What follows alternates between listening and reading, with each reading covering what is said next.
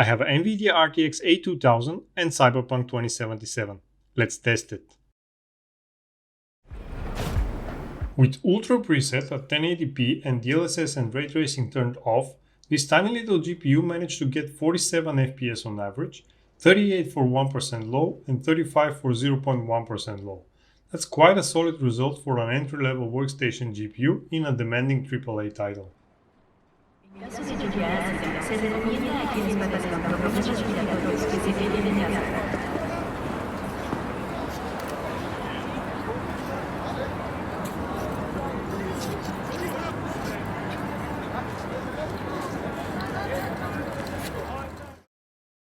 Turning DLSS on gave 11 more FPS on average, which was a good 23% improvement, but also introduced some strange things happening in the reflections, like in the puddles here. I don't know if it was the card in general or my specific card, but I'm a bit in doubt if the higher frame rate is worth the visual artifacts.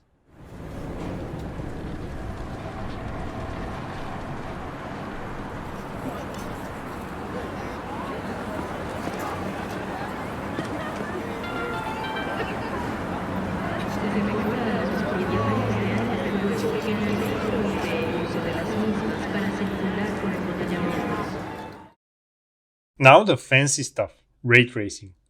With low ray tracing, the frame rate dropped by 25% to 42 FPS.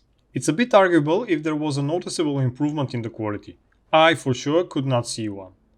Turning DLSS on brought back the frame rate to 52, yay, but also brought back the strange flickers in the reflections. Boo.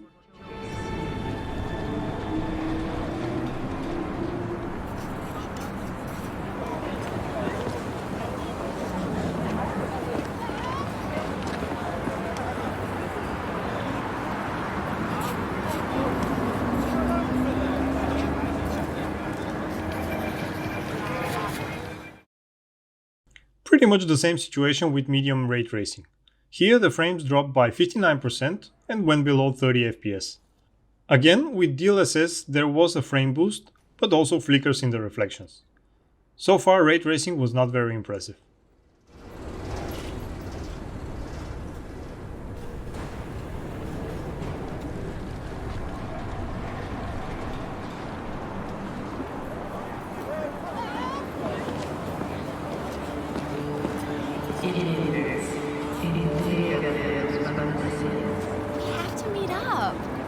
Definitely.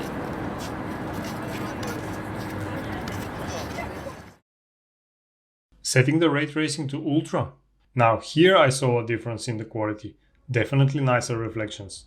Well, with DLSS off, the game was pretty unplayable, but turning the DLSS on pushed the frame rates to 34 FPS on average and did not bring back the strange artifacts in the reflections. Was it playable? Yes, if you are willing to accept the frame rates in the 35 FPS neighborhood. Stay within the speed limit.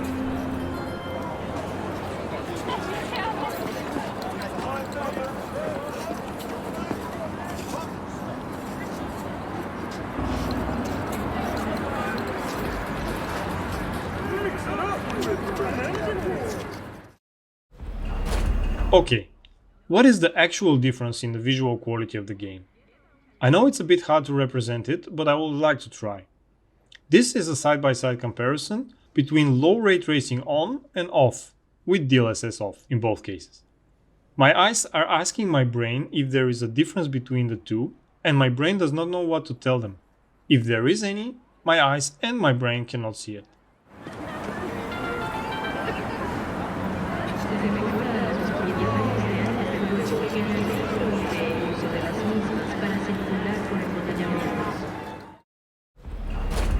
When switching to medium ray tracing, there was a bit more difference in the shadows, but again it was not super noticeable and I had to know what and where to look for in order to notice it. And since the game is pretty much not enjoyable with RT medium in terms of frame rates, I don't feel like I miss much if I don't use this setting.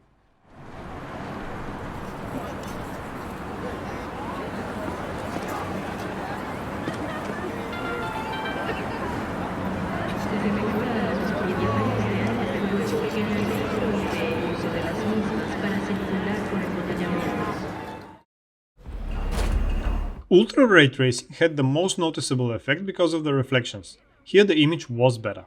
Unfortunately, it did not matter, since an average frame rate of 16 FPS with lows below 10 FPS is not a setup I would consider playing on.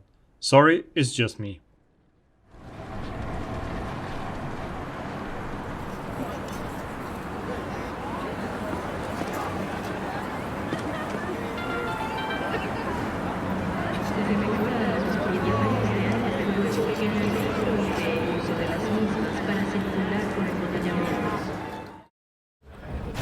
Finally, here is what it looks like when the 3 ray tracing settings with DLSS on were side by side. Surprise surprise, going with higher settings gives better image quality, who would have thought. To be honest, if you are really into the image quality, RT Ultra with DLSS did give a playable frame rate, if you are into the cinematic 25-30 frames per second vibe.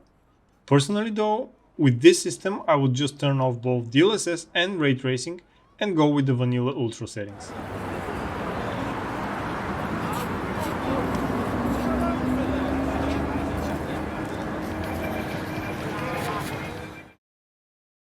So, did the A2000 manage to handle Cyberpunk 2077?